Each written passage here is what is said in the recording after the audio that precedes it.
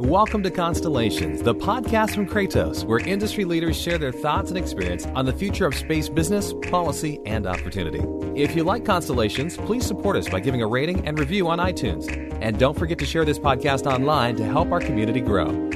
Welcome to Constellations, the podcast from Kratos. My name is John Gilroy, and I will be your moderator. Our guest today is Jeff Rowlison, Vice President of Strategy and Government Relations at Velos. Well, Jeff, we're going to start off by going back to ancient Rome. In ancient Rome, there's a god called Janus. It had two faces, forward and backward. The month of January is named after this god. Today, much like Janus, we will look back on 2020 and look forward to 2021. 2020, what a year. Hey, let's burn that calendar. Some call it the year that never was. But can we really say that in our industry? It seems to me that actually a lot has happened in 2020 for the satellite and space industry. To help us go through this not so easy task, we are happy to welcome Jeff Rowlison. Jeff is the Vice President of Strategy and Government Relations at Velos, a consulting firm for the aerospace, defense, and intelligence communities in the D.C. area. Jeff, we can't wait to pick your brain on what you thought of 2020, and we can't have a year-end podcast without shifting our focus to 2021 and what it holds for us. So I'll make sure to ask you a few questions about the future as well. Well, hey, let's kick it off here. Let's look back at 2020. Jeff, was there a specific game changer, maybe a company that significantly revolutionized the way things used to be done in the satellite and space industry? Well, John, first, thanks for having me. It's always a pleasure to talk to you. If you look back into 2020, I don't think there was necessarily one industry or one company that really changed the face of what we're doing. I think we saw, some really encouraging innovations and evolutions this year that, despite some of the challenges that you alluded to in your intro, we've seen some remarkable advancements, whether it's the small satellite innovations, certainly those that are coming along in LEO, some of the digital ground infrastructure advances and the commitment within industry to evolve our hardware, or just some of the incredible advances in remote sensing and those technologies, whether it's RF, radar with the synthetic aperture radar capabilities, or, traditional optical. So I think, across the board, and that does nothing to say about the advances that are coming in and have, shown, just amazing effects and access to space and launch. So I think 2020 was a fantastic year for our industry, despite some of the major hurdles and challenges that the COVID environment presents. Well, you just brought up some of the highlights, some of the noteworthy activities that happened. Now, let's go to the other end of the extreme here. What would you define as the most unrecognized event of last year, of 2020? Well, I think this is another one where we all understand the incredible toll that this has had, both from a personnel and economic impact. But I think the light at the end of the tunnel is, just how well industry has responded, and how throughout all of the challenges, the commitment by our space industry to deliver, their capabilities and their innovations to their customers, it is really inspiring. And so I'm continually amazed at the resilience of our industrial base. And so I think that's really one of the unrecognized successes of this year is how well industry has delivered despite, the hurdles put in front of them. Well, Jeff, I've got a kind of a complex question, but I'm sure our listeners are going to understand where I'm going with this. So let me ramble through the start of it, then ask you the question.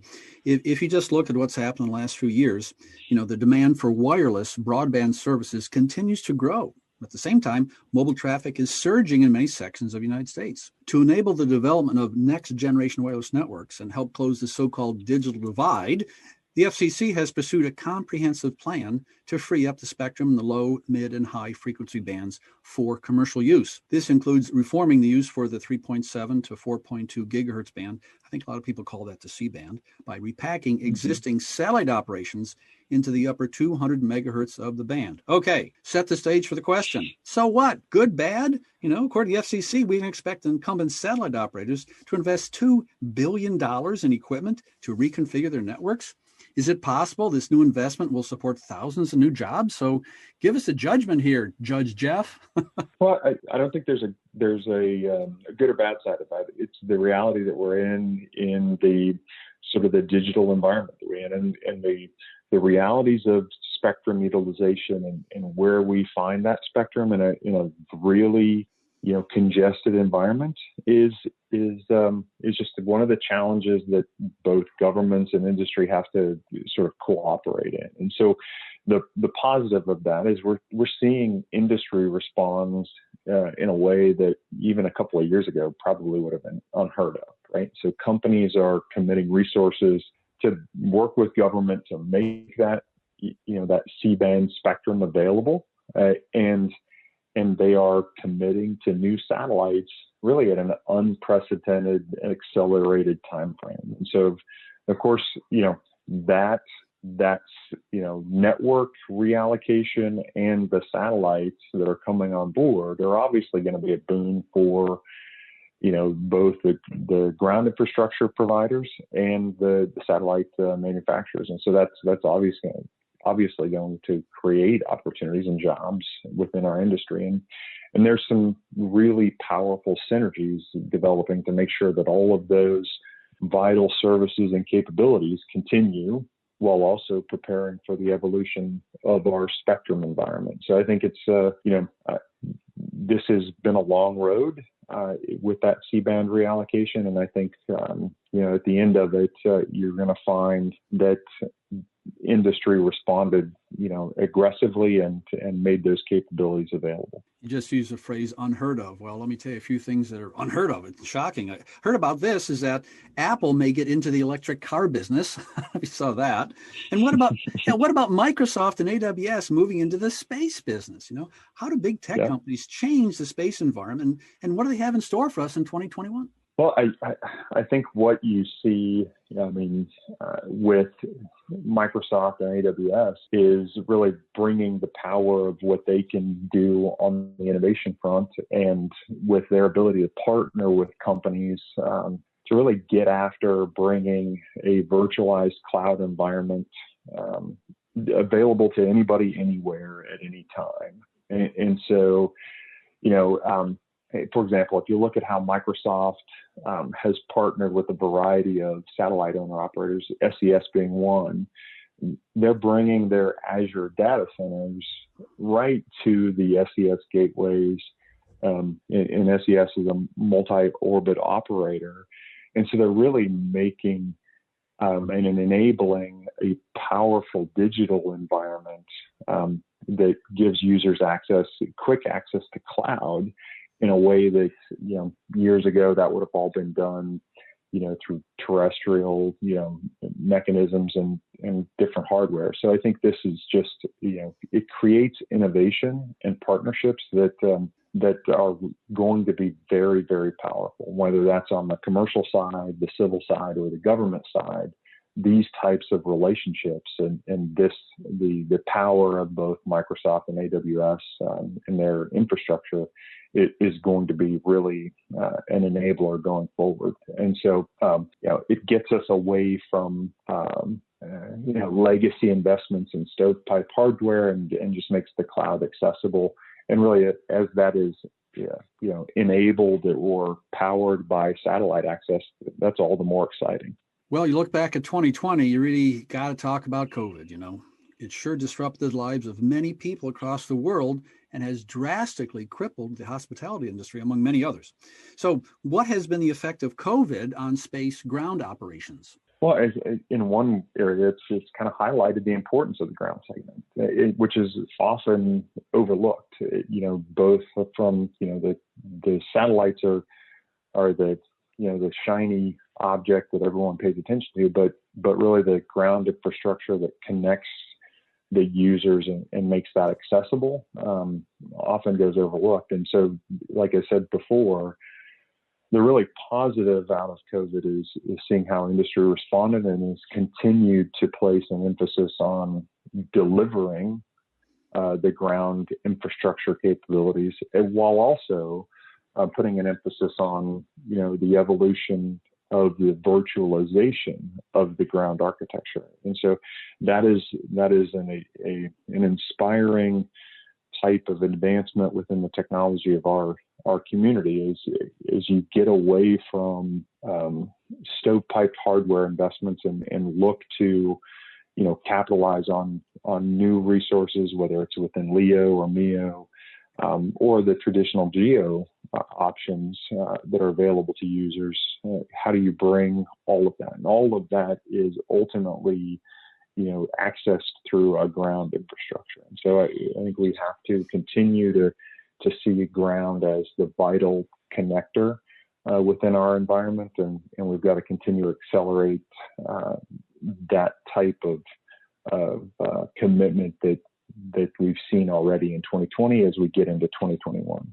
Jeff, we just hit our 3-year mark for this podcast, and regular listeners know I like to toss in, show me the money, show me the money. Mm-hmm. Well, here's the show me the money question here, 2020 was also the year of financial difficulties for some space-oriented companies, So why did that happen? And should we expect more companies running in the red in 2021? And I think you're alluding to some of the bankruptcies earlier in the year that some companies had fought their way out of. And I think the reality of how our economy came to a really crashing halt, and then how industry has steadily built the capability and the diversity to be resilient enough to respond and recover.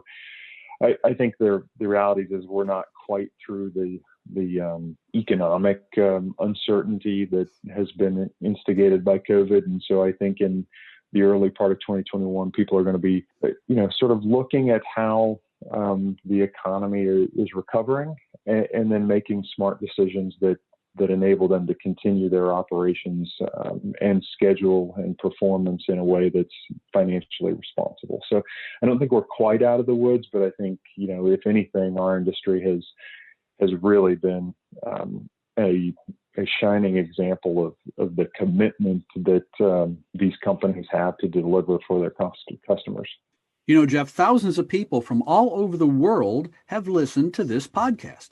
Go to Google and type in Constellations Podcast to get to our show notes page. Here, you can get transcripts for all 91 interviews. Also, you can sign up for free email notifications for future podcasts. Jeff, I have a friend whose son works for SpaceX in Texas, and all the cool kids talk about SpaceX, but they've made a lot of noise this year, between the Starlink constellation that illuminated our sky with 1,000 satellites, and the successful launch of Crew Dragon, the first crewed launch from American soil since the end of the space shuttle. I think it was around 2011. Last year was a pretty good year for them. So why are those accomplishments so important, and what does it mean for the space industry? Well, if you look at our ability to launch American astronauts from American soil using an American rocket, that is a incredible story of domestic achievement. And so I think as you look at what that means, both from the access to space environment, from a launch environment to, like as you mentioned, SpaceX's Starlink, domestically manufactured, LEO infrastructure that's bringing some really exciting capabilities to the market. You just have to be inspired of what's going on domestically. And so if you look at what that means for our industry, we've got other companies that are equally as committed to that type of, domestic manufacturing and, capability. And I'll reference it, Blue Origin, ABL, Vox, Vox Space, and even, companies like Sierra Nevada with their Dream Chaser and doing some really innovative things that I think we can all be very proud of as we look into 2021 and where we're going in the future. But certainly SpaceX has been, sort of the absolute visible marker of success for a return to U.S. domestic space manufacturing and access to space capability. Jeff, you just mentioned the term marketing. I guess the classic book marketing is Blue Ocean Strategy. Everyone's looking for a blue ocean where there's very little competition. So what do you think will be the new markets for satellite technology coming up? Satellite servicing, data retrieval, maybe data fusion? What looks good? Well, I think you're hitting on it. Is you look at what's coming and what can be exciting. I think a little bit all of the above, right? So from deployable systems to space manufacturing, like you said, space servicing. How we're evolving with some imaging developments, and sort of the profound advancements in space situational awareness and advanced visualization options. I think it's really going to be, like you referenced, a blue ocean going forward for a lot of innovating capabilities. And one of the cool things that I think is also developing, whether it's NASA or the U.S. government on the DoD side, is there is a robust commitment within some senior leadership to integrate commercial capabilities into areas where one would often think that there's a government areas. And so it's really exciting to see how the market will continue to mature and just to adding, whether it's, optical communications, free space optics, or, just the options to getting to space. We see a really profound opportunity landscape going forward. Yeah, I don't think you mentioned the antenna segment here. Is there anything new developing in that area? Mm-hmm. Yeah, well, and that was an oversight on my part, because I think as you look at all of the capabilities that some of the new space capabilities bring, whether it's Starlink or some of the others, the AWS, the Kuiper versions, or, all of that requires innovations within antenna technology. And so that is something that is another area that are going to continue to see leaps and bounds forward, whether it's, flat panel technologies or just a diversified range of options for users to continue to access space. And so I think that between, as I mentioned earlier, the kind of the virtualization of the ground segment combined with some of the antenna technologies that are emerging and continue to evolve, access to space is going to be ubiquitous, and then just even more enticing for industry to, continue to develop innovations. I got a question. It sounds like it's out of some kind of a science fiction book or something, but got to talk about Space Force, so can you give us an update on how Space Force has grown over the past year and what does look forward to here in 2021? No, so just last week was the Space Force's first birthday, right? And so 2020 marked the first full year of the Department of Defense having a separate service dedicated to the space domain. And I think we've seen some incredible progress and leadership over the last year. And I certainly, over the period of this short discussion, won't be able to do all of that justice. But I think under, the Chief of Space Operations, General Raymond, his leadership over the last year has been outstanding in that they've transferred, former airmen over to the Space Force, and I think they're over about 2,500 now. They've built out their leadership team, and they now have 4 stars and 3 stars on the Space Force, and rolling in all of their space operators, which are recently decided to be now called Guardians, and so they've published their space warfighting doctrine. They've released a vision for an enterprise satellite communications, and how they're going to operate within the SATCOM environment. And then really importantly, last year they submitted their budget that was a little separate from the Air Force, and the Congress is just with their omnibus actions this week for FY21, given the Space Force their own budget to operate within. So it's really just been one historic event after another this year. And just last week, General Raymond, as the Chief of Space Operations, was welcomed into and formally made a member of the Joint Chiefs of Staff. So, the focus and leadership that has occurred to not only stand up a new Space Force, but to integrate capability and motivate those actions through this year, despite all of the challenges of COVID again, is just nothing short of historic. And so I think that's an inspiring, topic to discuss, and we could probably spend the entire day doing that. But yeah, it's been fun to watch, and I think there's only more to come. Got a final question for you here. So you're going to drag out your crystal ball, Jeff. So it's a who question. So who should we focus our attention on next year? I mean, who do you think will be the most influential space executive or company in 2021? Well, I'll give you a little bit of a political answer here. I think it's probably too many to name individually. And I think if you look back at what we've seen as successes in 2020 across those segments, I think you've got a lot of opportunity to really excel in 2021 and really make a name for yourself within our industry. I think government has committed to integrating capability in a very open fashion. And I think as resources and capability continue to evolve and grow, we're only going to have a chance to become, more integrated, more leveraged by both our commercial partners and our government partners. So I don't think there's one influential space executive or company in 2021. I think it's really a green field for everyone to get after what they prevent or what they provide to their customers in a differentiated way. And I'm really excited to be part of it. Well, Jeff, you certainly covered all the bases in this short interview. We talked about everything, new space and satellites. And I know our listeners are looking forward to 2021 with much anticipation. I'd like to thank our guest, Jeff Rowlison, Vice President of Strategy and Government Relations at Velos.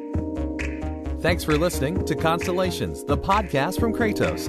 If you like this interview, please subscribe, tell a friend, and give us a review.